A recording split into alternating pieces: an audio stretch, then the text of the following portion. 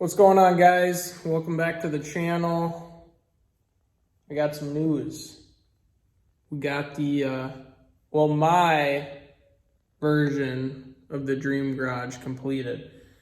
I shouldn't say completed, almost completed, pretty close, but enough to be able to show it off. So that's what I'm gonna do right now. Check it out. Nice and organized and finished. Actually, you know what? I'm going to show you guys what the garage looked like about 3 weeks ago. So I'll show you that real quick. So this is what we're working with.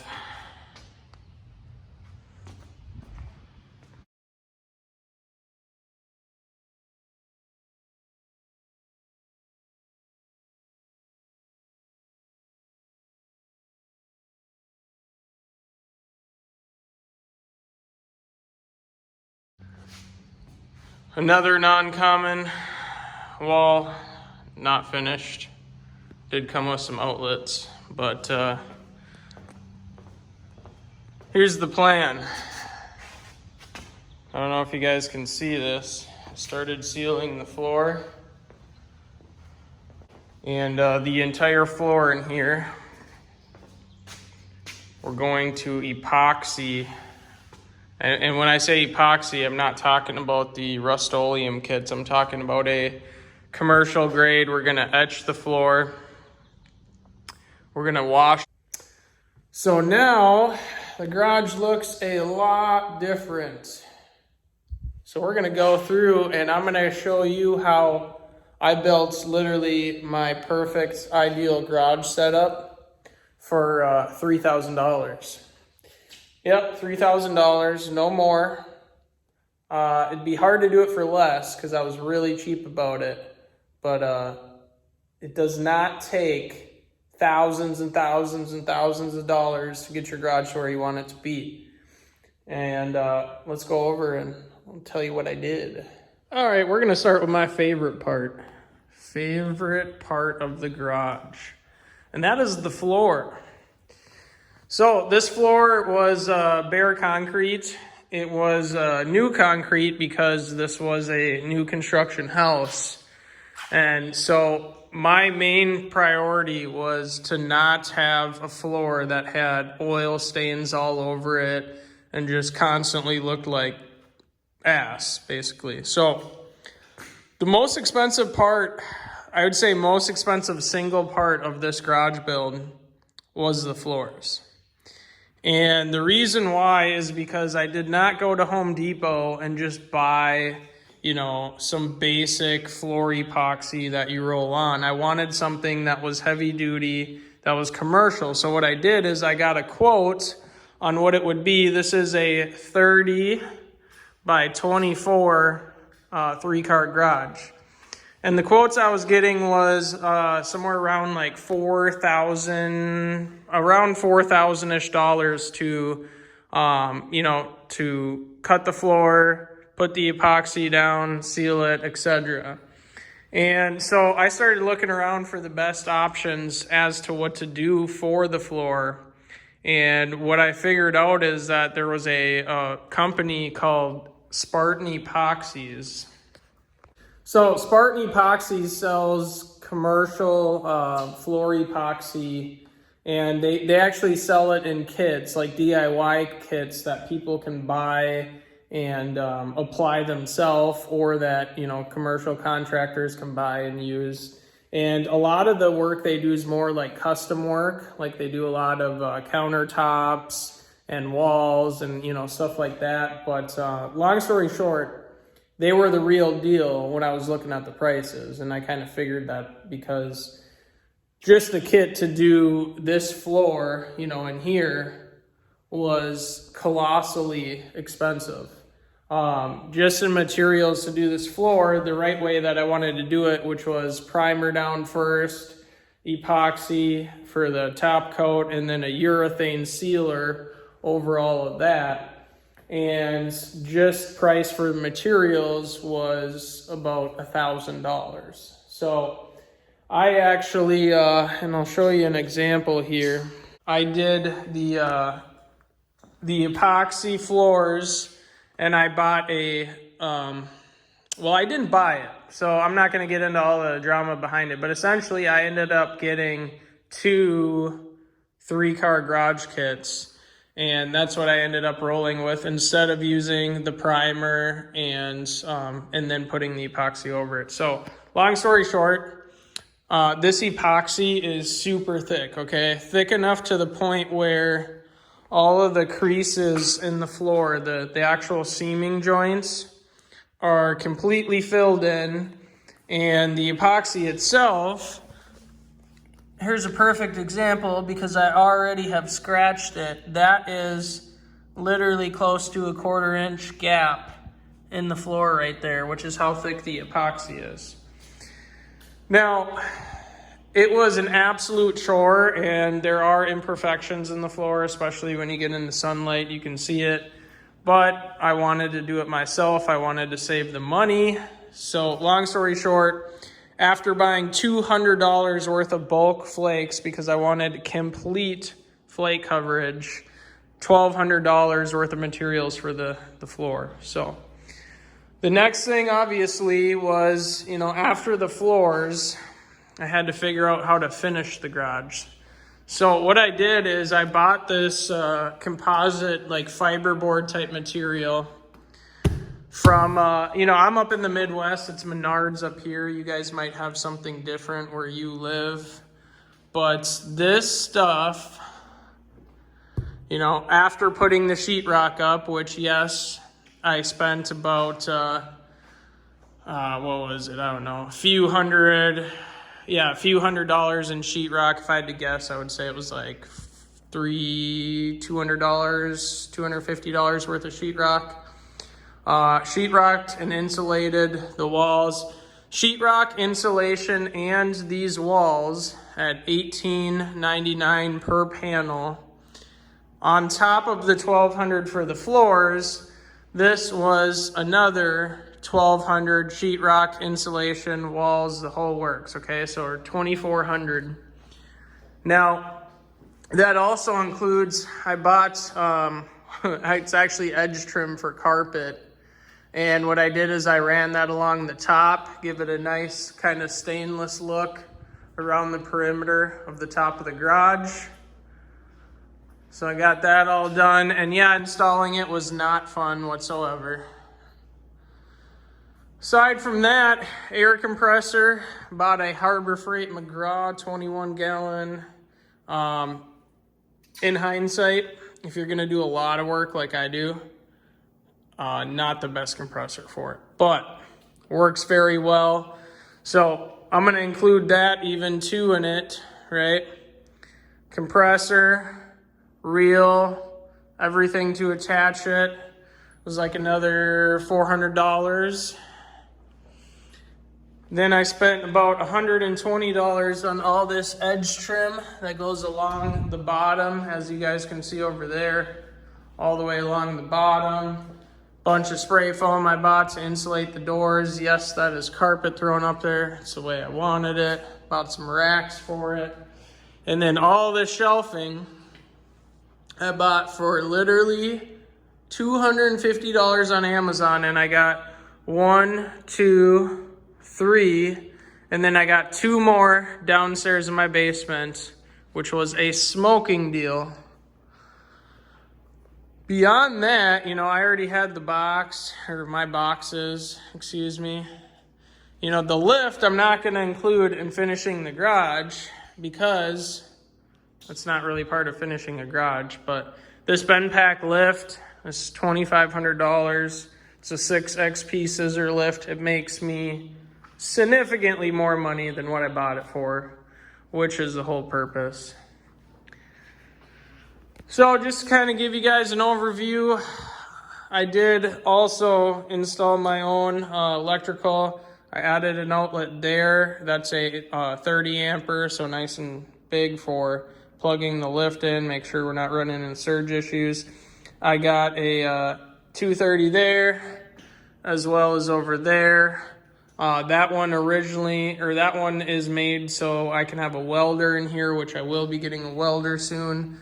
This one up here was actually going to be for the 2-post lift that I was going to put in, which is a bend pack model. That was a 2-post lift that actually fits under these 9-foot 4-inch ceilings because it's 9 foot 3 inches. However, I did not want to sacrifice the entire 1 foot of ceiling height that I get with this scissor lift. Oftentimes I can lift vehicles almost all the way up into the ceiling. And no, the ceiling's not done, but I did add some accents around the garage door. So, you know, looks all right for the most part. And then this big cutaway here, I finished that, and I was thinking, you know what, that would be perfect for a makeshift hutch. And so that's exactly what I did. I literally have my box tucked under it. I put LED can lights underneath. Shout out to Brandon for getting me that sign. I would have never bought that for myself. It looks awesome. Can lights. Got some magnetic racks on the back there. Got my snap-on roll cart. That's mostly for diagnostic stuff. Scan tool, voltmeter. I don't know why this is sitting in here, but bunch of diagnostic stuff. This drawer, more so of the same electrical testing stuff, borescope, all sorts of little stuff like that. More electrical stuff. You gotta have the right tools to do the job, guys. This is just a collection of shit, but you have no idea how many times this comes in handy to have clamps, hoses, all the stuff that normally you would have at a shop, but not in your garage. So I would say it's a good idea. This is some of the more one-off stuff. I don't use line wrenches that often. Sometimes I do. Riveting tool, clips, cotter pins, trim tools. My nice screwdriver set. And then I got my slide hammer in here. Air pressure gauge. More crap. But what I really wanted to show you guys, I reorganized my box, and it is awesome the way it's set up right now. Always set it up how you want to set it up. Now, I got my cart over there with a bunch of crap in it, so yeah, there's stuff missing out here, but all my vice grips, small pliers, more screwdrivers, more miscellaneous like hose pinch off tool, oil filter pliers, scraper, all that kind of stuff. Love that about these snap-on boxes. They got the power drawer, so I got all my charging equipment in here. Mostly Milwaukee, some snap-on, some rigid. And then I got, yes, I know you guys that there's a tray that you set your power tools in. I don't like that design. I just like throwing everything in there, calling it a day. Socket drawer. Let's just say I have a few sockets. So I'm not going to go over all these individually, but you got like long Torx, some triple square, some one-off stuff, crappy little, what are those? I guess standard 1/2-inch sockets. His Blue Point set was a deal on the truck, couldn't resist. The good news about these, 12 point. You guys have no idea how handy it is to have 12 point sometimes. Metric and standard hexes. Yeah, now that I'm knocking everything around. Extended hexes, metric and standard. Triple square, extended set. 1/4-inch set. These are beater sockets. My nice ones are over here. But I like beating up the cheap ones much better than I do the snap-on. Snap-on 3/8 set. 1/2-inch impact set. Bunch of Cobalt, cheap little 12-point burners that I can just ream on and not give a crap about. 3/8 Mac sockets, snap-on swivels, and yes, guys, my tools are dirty. I use my tools. I don't know if you guys do, but I do. So, long story short, I'm not hurting for any sockets or anything like that. This I want to give special attention to. I have beat the shit out of this OEM Tools Torx set. It's got the E's and the T's. And I'll tell you what, it's probably just as strong as a snap-on set.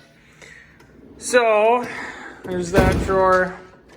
I finally got this the way I want. Duct taped a magnetic strip so it holds all my ratchets, a nice clear sight, torque sticks, torque wrenches. These, you guys will have to look these up though. These tight reaches they're pretty cool. I use them sometimes. Extensions, some of which are in that cart. Pliers drawer. A lot of stuff's out of here on the cart. My favorite drawer. So I got the swivel, extended ratcheting wrenches, fixed extended wrenches, snap-on set, gear wrench set, a short, what even is that? Oh yeah, Cornwall set. More gear wrench swivels, more burner wrenches back there. Power drawer, or impact drawer I should say. Got my impact guns, air hammer, all that kind of stuff. This is the shit drawer. Basically, I got some kind of specialty stuff, but mostly just nuts and bolts, that kind of stuff. Bunch of hammers, refinishing tool stuff. That's just basically a bunch of earmuffs and gloves and stuff like that. I love this Milwaukee grinder, you guys. Must have. Absolutely. But yeah, so this is my, what I call refinishing drawer. Got brushes, wheels, all that kind of stuff. Stuff for cutting and cleaning. Pick drawer. Everyone needs one of these. You guys, you need more picks. You know you need more picks. Just buy more picks.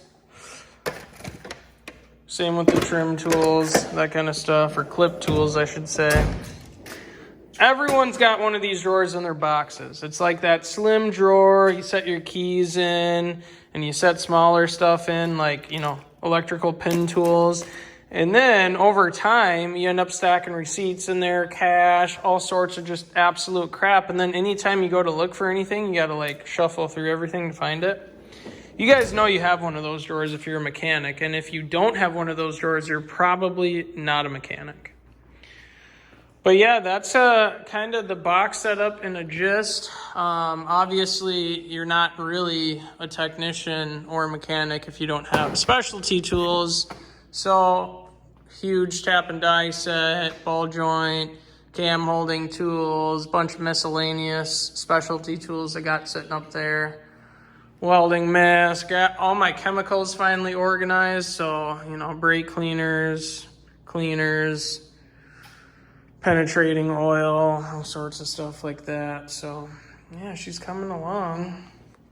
I need a better option for storing oil, but this is good for some of you DIY guys at home. You buy these big 5-gallon jugs, and you pour all your oil in them. You make sure you buy them with caps, and then when you go to bring them and dump them, you dump 10 gallons instead of just your little, 5 or 2-gallon, pickup tray or whatever that you're using. That is way more convenient because now I can hold 10 gallons of oil instead of, whatever I can just fill in trays. And if you're working in your garage, do yourself a favor, buy one of these. They are lifesavers. Another thing on that too, if you're working in a garage, you need yourself some pig mat. So just buy some. But yeah, I got some power tools up there. Nothing too special. Everyone needs a nice battery charger with jump start mode. Must have. Bolt bins, so those all have miscellaneous size bolts, all that kind of stuff. You really need that stuff at home if you're going to be working on cars, because there's no sense running all the way to a parts store because you don't have a 10mm bolt. So, and then I got some straps, some ramps on the bottom. Yes, that's a transmission. That is one I bought for my car. $33,000 on this transmission, but we're going to tear it down, rebuild it, and then I'm also building or putting a shift kit in it, custom valve body, etc. Over here we got kind of the more, well, it's not super organized, but Akebono brake calipers for G37, brand new, in that big box. Those are for sale. Hit me up. Got some other brake parts, upper control arms that are camber and caster adjustable. Bunch of tape. I don't know why I got tape and hats sitting there, but anyways, the detailing stuff that I have. Got a little polisher, a bunch of little waxes, tons of sandpaper, all my microfibers and clay bars and all that stuff I keep in a box because you get dust floating around. You don't want it going into your rags you use to clean stuff with. More custom electrical stuff in those boxes. Got a bunch of custom lighting, spray paints, all sorts of crap. Up there I got tons of painting stuff, and yes, I'm gonna zoom in on that. You guys, that is good stuff. If you need a wax solution and you're sick of trying all sorts of waxes, that's not a wax, that's a sealer, and guess what? It is damn near identical to ceramic coat type material. I mean, it works really well. So, that's basically the garage in a gist. I've spent a lot of time and effort, and yes, I'm gonna carpet this side as well, and there's more finishing to do because I don't want to see all that spray foam around the windows. And yes, I know the ceiling needs some love, but it's a garage ceiling. What can you expect? So yeah, she is coming along. I've put a lot of blood, sweat, and tears into this garage, but I'll tell you what, it pays off when you get home and you get to walk into a nice, clean workspace like this. It really does. Heater's getting installed soon. It's gonna help keep me warm in the winter here when up in Minnesota I get negative 30 degrees outside. That is not a joke. That's like actual ambient air temperature that I can get to. I think the average in January, average temperature is like 0 or 5. So yeah, it gets cold here, guys. But yeah, that was me wanting to kind of show you guys what I've done and what I, still plan to do. But when I moved in here, this garage was bare bones, and I went about it as cost efficiently as possible. You can too. You just got to put the work in, and you can have similar setup for, maybe even less. You don't do the floors like this, save yourself, there's $1,200 right there. You want just bare concrete, you can build and finish this whole garage, minus the boxes and all that kind of stuff for $2,000. Go buy the materials, grab a buddy, get to work and figure it out. Yeah, sure, it takes a little bit of skill to cut and measure and, get all the walls quite perfect and come up with ideas for, trim like the upper portion of that, but it's all possible. Just got to put the work in. Dream doesn't work unless you work. And yeah, I know I said that wrong, but that's all I got for you guys today. Like, subscribe, share. You'll probably do none of that, but change your mind and at least subscribe, because that helps me and that helps the whole car channel community. And one day I anticipate on having a lot of subscribers and possibly getting paid to do this, although that's not why I'm on here. Anyways, I'm rambling now. Just subscribe to the channel, and periodically you'll see some videos that you feel are somewhat cool and you'll probably watch them. So see ya.